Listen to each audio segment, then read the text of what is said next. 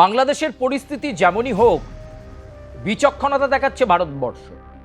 প্রথম থেকেই শেখ হাসিনাকে ফেরানোর ব্যাপারে ভারতবর্ষ কূটনৈতিক চ্যানেলে যা যা করার সেই পদক্ষেপ তারা করছে।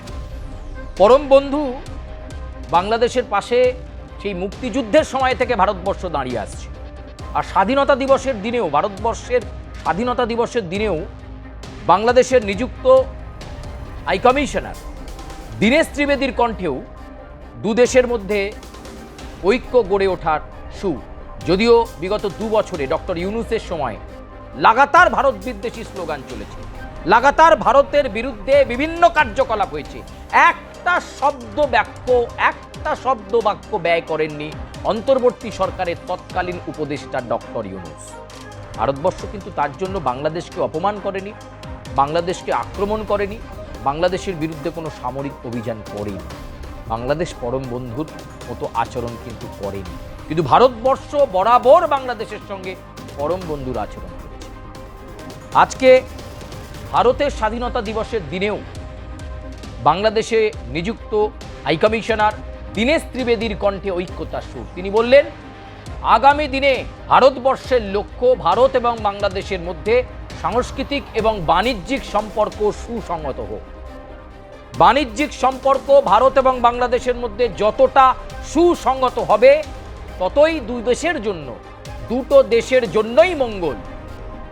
এবং ভূ রাজনীতিতে এটা যে একটা এফেক্ট ফেলে, ভারত বাংলাদেশের সম্পর্ক ভালো থাকা, বাণিজ্যিক সম্পর্ক ভালো থাকা, সেটা খুব গুরুত্বপূর্ণ জিনিস।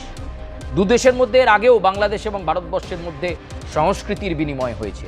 এদেশের শিল্পীরা বাংলাদেশে গেছেন, পারফর্ম করেছেন, বাংলাদেশের শিল্পীরা ভারতবর্ষে এসেছেন, পারফর্ম করেছেন। এই যে সাংস্কৃতিক বিনিময়, কেন এটা অবরুদ্ধ হয়ে থাকবে? এই সাংস্কৃতিক বিনিময় চলতে থাকুক, এই সাংস্কৃতিক বন্ধন বাংলাদেশ এবং ভারতবর্ষের মধ্যে সুদৃঢ় হোক, সেটাই চাইছেন দীনেশ ত্রিবেদী। বাণিজ্যিক বন্ধন সুদৃঢ় হোক। আপনার পুজো পৌঁছে যাক বিশ্বের দরবারে। প্রতি বছরের মতো এবারও আর+ নিউজ নিয়ে এলো শারদাঞ্জলির সেরা সম্মান 2026। অংশ নিতে সকাল 10টা থেকে সন্ধে 6টার মধ্যে সরাসরি যোগাযোগ করুন আমাদের অফিসে অথবা কল করুন 9836323248 এই নম্বরে। শারদাঞ্জলি শুধুমাত্র আর+ নিউজে। দেশের মধ্যে, বাংলাদেশ এবং ভারতবর্ষের মধ্যে বোঝাপড়া সুদৃঢ় হোক। যতই তৃতীয় শক্তি, যতই অন্যান্য শক্তি চেষ্টা করুক না কেন, ভারত বাংলাদেশের সম্পর্কের মধ্যে জটিলতা তৈরি করার সুসংহত হতে হবে। এই বার্তাই ভারতবর্ষের স্বাধীনতা দিবসে পতাকা উত্তোলনের পর দিলেন Dinesh Trivedi.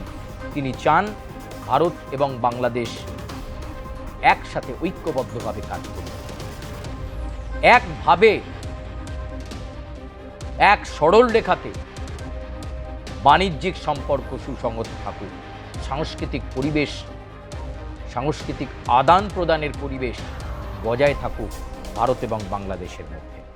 As we celebrate our independence, it is only fitting to reflect on special relationship we share with Bangladesh, the roots of our respective freedom struggles and deeply entwined. Built on this solid bedrock of shared history, mutual respect and partnership continues to flourish. We are advancing our partnership across very vital sectors ranging from trade, connectivity to security and healthcare. We recognize that it is the people-to-people connection rooted in shared aspiration and mutual goodwill that remains the true beating heart of this enduring friendship. As we look at the future, let us reaffirm our commitment, India's continued progress, unity and prosperity.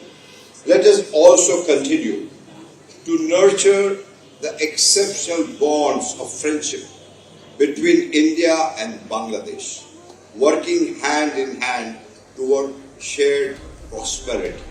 শুধু এখানেই শেষ নয়, high commissioner হিসাবে নিযুক্ত হওয়ার পর থেকে বেশ কয়েকটা গুরুত্বপূর্ণ বৈঠক করেছেন দীনেশ ত্রিবেদী। তারেক রহমান বাংলাদেশের বর্তমান প্রধানমন্ত্রীর সঙ্গে বৈঠক করেছেন। তারেক রহমানকে একাধিক পরামর্শ দিয়েছেন দীনেশ ত্রিবেদী যে এই মুহূর্তে প্রধানমন্ত্রী হিসাবে কিভাবে তার ভূমিকা পালন করা দরকার, ভারতবর্ষের সঙ্গে সম্পর্ক ভালো করার জন্য তারেক রহমানকে কী রকম ভূমিকা নেওয়া উচিত।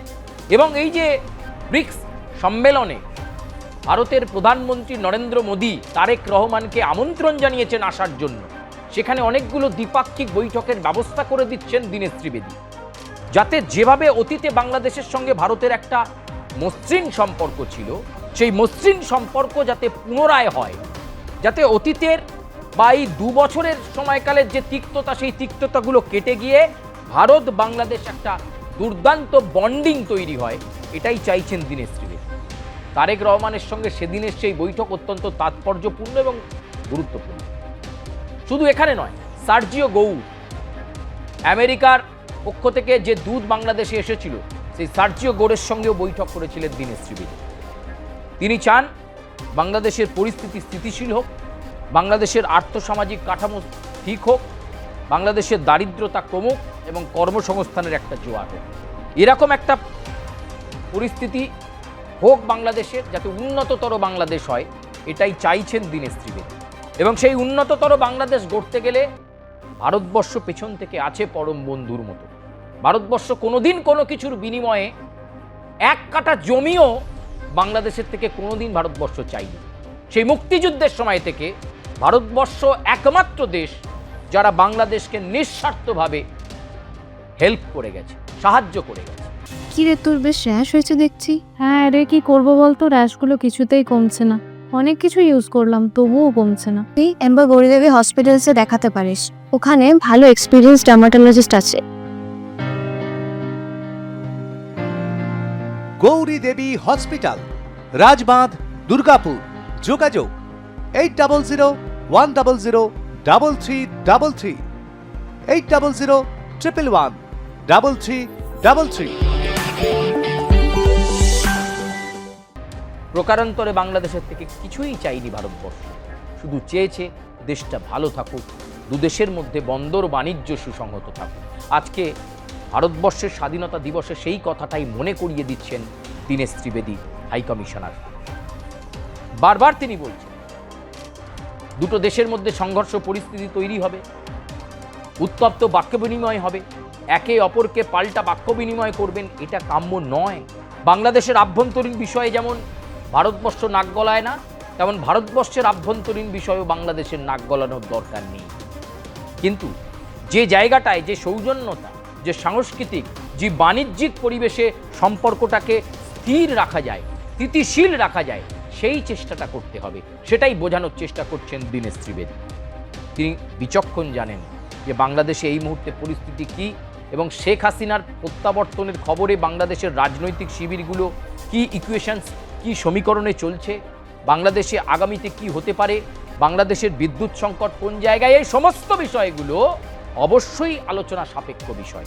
কিন্তু দীনেশ ত্রিবেদী ভারতবর্ষের স্বাধীনতা দিবসে মনে করালেন পরম বন্ধু বাংলাদেশের ভূমিকা কি হওয়া উচিত, পরম বন্ধু বাংলাদেশকেও ভারতের পাশে কিভাবে থাকা উচিত, কিভাবে একটা দেশের সঙ্গে একটা দেশের সাংস্কৃতিক বিনিময় হতে পারে, সেটাই মনে করালেন দীনেশ ত্রিবেদী।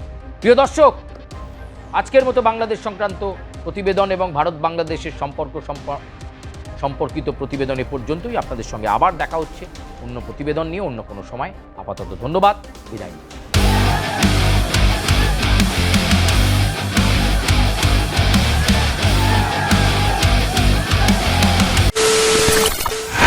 খবরের নামে প্রতিদিন সন্ধে আপনার ড্রয়িং রুমে কি শুধুই চিৎকার চেঁচামেচি হে আসে?